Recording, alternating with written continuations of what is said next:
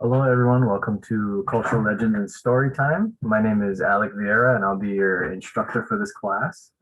For today's first class, we're just going to get some general housekeeping things out of the way before we get into any of the actual stories and whatnot. Well, first things first, like I said, my name is Alec Vieira. I work here at Kualoa Regional Park. I am the camp specialist here, and part of my job is to cover the cultural aspects of and just the cultural importance of Kualoa as a whole. And one of the most important things to do is continue the tradition of storytelling. So in this class, I just want to share some stories that are important to either Hawaiian culture, Kualoa as a place, or both. It doesn't really matter. Some things about myself. I'm 25 years old. I am from Kalu, so I live right around the corner of this picture here. Another thing about myself. Graduated from UH Manoa, and during my time there, I took many Hawaiian language classes, so I'm familiar with a lot of the stories, and that's about it. So, like I said, in this class, we're going to be sharing some stories. And one of my favorite stories growing up that was shared with me was this book in particular called Kamapua'a. And you can see him right there. He's a pig in his form here. So, before we get into the story itself, some things about Kamapua'a, which is pretty interesting. As you can see in his name, the Pua'a is there, so that will tell you a little bit about him. So he's part pig. So in a lot of Hawaiian legends and lore, um, one of the more reoccurring themes is shapeshifters, which are called kupua.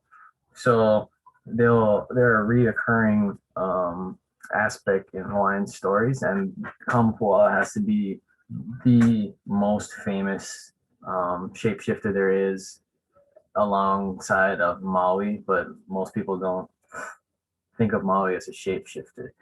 So, okay, let's get into the book. And here's a drawing right here. Can't really see it, sorry. All right, Kamapua'a. So this is the Adventures of Kamapua'a by Guy and Pam Buffett, and it's illustrated by Guy Buffett as well. So, Kamapua'a was a Hawaiian god. He was born on the island of Kauai, where his parents, Hina and Kahikiula, had been told to expect a very special child. Even with this warning, Kahikiula fainted away when he first saw his newborn son. So here in the picture, you can see her holding her newborn son. He's a pig. Okay, and then there he is. He's fainted. He's absolutely baffled that his son came out to be a pig. A pig, no matter how special, is no child of mine, he said when he revived. Take him away from my sight forever. And there's little, well, you can't see him, sorry. There's little Kamapua'a getting taken away, and he's crying. Very sad. Covered with a tea leaf cape, Kamapua'a was taken across the channel to the island of Oahu to live with his mother's mother, uh, Niho. So here he is again, very sad, covered in tea leaf, and they're making the journey from Oahu to Oahu from Kauai. She greeted the little pig with a loving smile. Come with me, my grandson. I will take you home and tell you who you are. So here she is. Yeah, Kamapua'a is in the next picture. All right. His grandmother led Kamapua'a to a cliff top. She opened her hands to the sky and chanted, "You are a special child. You are Kamapua'a, sometimes a man, sometimes a boar. You have magic powers. You are a kupua. You can be many things. And there he is. He's looking pretty stoked on the news that he is not bad and he's very special. A handsome boy, strong and skillful in hunting, fishing, and fighting. So clever, he might be tempted to play tricks on people. And grandma. Hey, the biggest and strongest boar in the universe, or a small pig, or many pigs at once. There he is. It's absolutely massive boar. All right. You can be the leaf of the hiva, the white shoot of the kikea plant, or a kukui tree. Yeah. Should you have to escape through the sea, you can even be a humu humu nuku nuku apua'a. You can live here in Kaliuva'a Valley as long as you like, said his grandmother. Her chant ended. Come and go as you please. Should you need to use the magic powers, call me and I will help you. One warning, never indulge your appetite. Remember, a pig can eat his way to helplessness. Ah, she said, pleased. You feel like a boy now. And you are, just as you can be, many of those things I have chanted for you.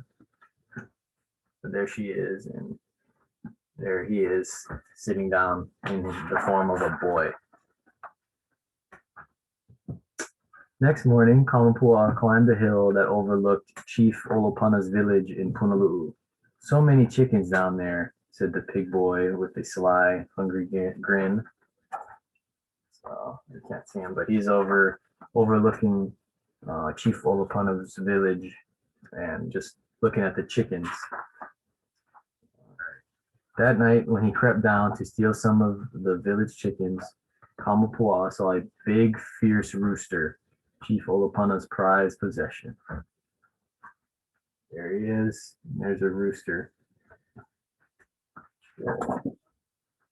Kamapua'a didn't know this bird was the favorite of the powerful chief.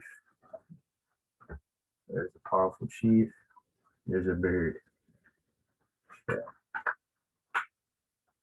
The second night, when he crept down again to the sleeping village, Kamapua'a took the rooster by surprise and ran off with him. There's Kamapua'a. He grabbed the chicken. Still doesn't know that that's Chief Olopuna's favorite. Next morning, when Chief Olopuna found his prize bird missing, he sent men to search out and catch the thief. There's the chief and his men. He's sending them out to go and find who stole his favorite chicken. As they hunted, the men caught a glimpse of Kamapua'a in the forest. He had taken the rooster to his grandmother's house. There he is. He's hiding with the chicken in his hand. Kamapua'a darted behind a bush. The men followed. No boy to be seen, only a big black pig. There he is, shape-shifted into a pig. When Chief Olopuna was told this strange tale, he sent for Lono'aohi, his kahuna. That boy must be Kamapua'a, said the priest. He's a clever kupua. He can change from pig to man to many things. And there is his Chief Olopuna's kahuna. All right. The next night, more chickens were stolen from the village. Olopuna's men followed the trail of feathers and found Kamapua'a sleeping. They bound his feet and tied him to a pole. So there's Kamapua'a, fast asleep. As they carried him off, Kamapua'a cried out, "Grandmother, make me the biggest boar in the universe." Here he is, tied up and being carried back to the village. And there's his grandmother, and trades him into the largest pig in the entire universe. Chief Olopuna was furious. With all his army, he went to invade Kaliuva'a Valley to capture Kamapua'a and get his prize rooster back. Can't really see it, but this is Kamapua'a and his grandmother overlooking. They're at the top of the valley, and they can see all of Chief Olopana's soldiers coming to get them. He and his men pursued the pig boy and his grandmother through the dense forest. Branches reached out to trip Olopana and his warriors. High boughs rubbed together, making eerie sounds. Mysterious power seemed to lurk in every shadow. Olopana's men were frightened, but the chief drove them on.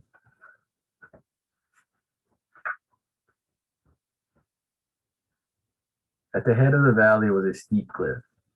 O'Olepilikia said Kamaunu Aniho. She chanted until Kamapua'a became so huge she could use his bristles as a ladder to escape.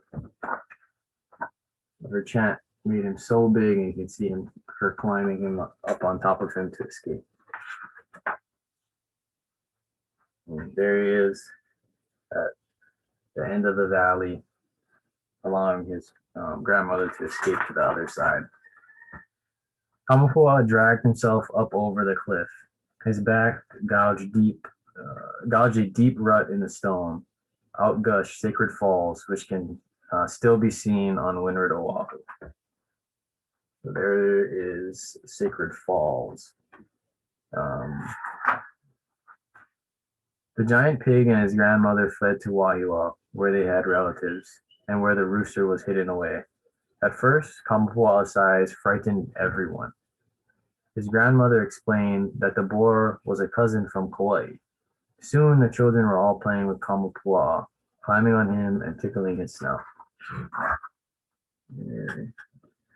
Once afraid, they're all now playing with Kamapua'a. In Punalu'u, the defeated chief grew angrier.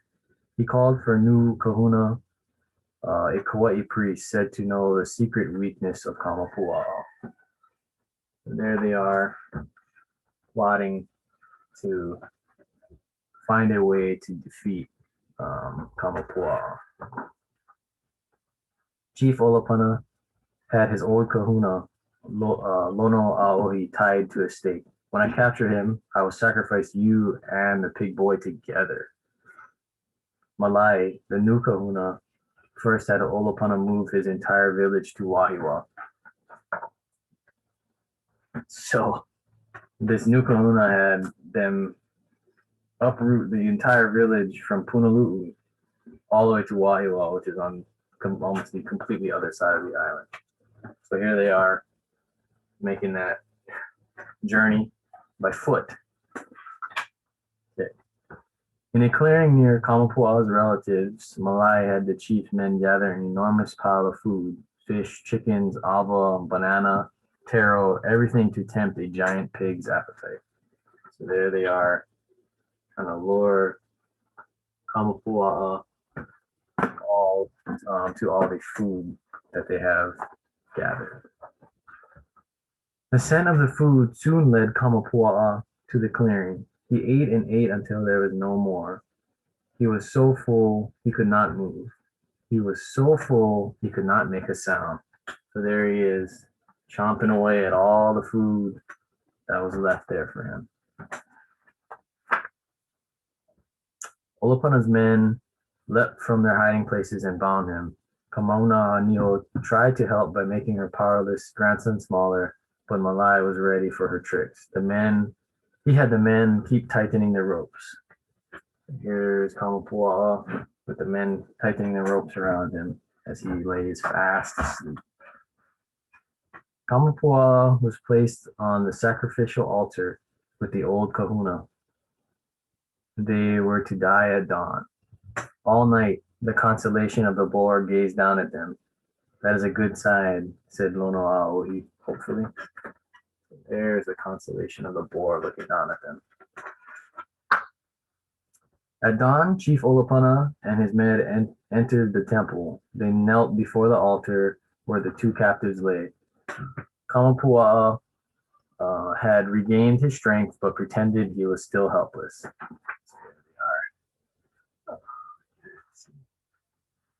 He's him and the kahuna are on the altar where they think that Kamapua'a is still helpless, but he's actually gained his full strength back.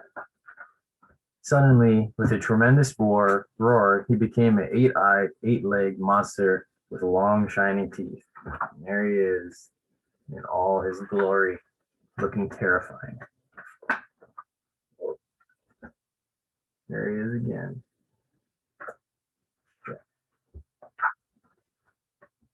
Olopana had his men try to flee. They could not. Overwhelmed with fear, they all turned to stone. You see that all of Olopana's warriors turned to stone from fear of Kamapua'a. Freed, Lonoaohi walked gratefully from the temple. Kamapua'a walked beside him, once again a handsome boy with a mischief in his eyes. A pig, a giant boar, many pigs, the leaf of the hiva or white shoot of the kikea plant or kukui tree, the humuhumu nuku nuku apua'a. Who knew what he would be next? Who knew what he would do? There they are walking through the path. All right, so that's the full one of the stories about Kamapua'a. And one of the interesting things you'll learn from um, Hawaiian legends and stories, they're kind of used to explain the unnatural or something that's not very easy to explain through rational ways. So one of the things, if you noticed, he was when they were talking, they talked about how Sacred Falls was formed. So they said that his rubbing of his back actually caused the Sacred Falls. So that's one of the recurring themes within Hawaiian stories. They use shapeshifters or kupua to explain how just something as magnificent as Sacred Falls, it's so special and so sacred that it can have been natural. So we like to use stories like that to explain how something just like that could happen. Okay, so while we're still here, we'll have a stories like these, at least one or two a week, where we talk about some of the Hawaiian stories and legends about just in general and for Hawaiian culture. And I'll try my best to explain just some of the little more hidden details like we did with Kamapua'a, and there's still some more actually about Kamapua'a. So Kamapua'a might be the only, besides an actual foreigner, Kamapua'a might be the only Hawaiian figure that was ever actually referred to as Haole. So because he, in his other adventures, he just goes around and does all sorts of, gets into all sorts of mischief. So he's considered a foreigner to many of these places. So in the old stories, you'll find that he is actually described as a foreigner, which in terms of how Hawaiian people fought, that's actually pretty rare that he was thought of like that. And I would tell you a little bit about how just the way he operated and how he acted. And sometimes when he goes into places, it's not like you see he will pillage and take stuff, because one of the lessons learned from Kamapua'a is not to be gluttonous. So as you see, he was trapped actually by all that food that the chief left for him. So because he just could not resist, he actually immobilized himself. And okay, so another thing that's talked about in this book is actually Kino Lao. So Kino Lao is like the other forms of either demigods or gods. And so in the book, it goes a little bit into it. So Kamapua'a, he can turn into all sorts of things from plant. Well, actually, the kinolau is a plant one in specifically. So his kinolau form is the kikea, which is the white tea stalk. So the part of the tea leaf in the center, and a kukui, which is a candlenut tree, which is still found many places throughout Oahu and was used, or Hawaii, sorry, and was used for many things. So that's just some of the interesting facts about Kamapua'a. So like I said, in our other classes, we'll talk a little bit more about other legends, and this next one will be a little bit more specific to Kualoa, and we'll actually go into specifics about Mokoli'i and this mountain range pictured behind me. There are a lot of legends and stories about the formation of these lands, how it came to be, who lived here, and why it's so sacred. So, all right, hope you guys enjoyed um, our first class. This is just a little taste of what we're going to be getting into. I hope you enjoyed yourself. Thank you.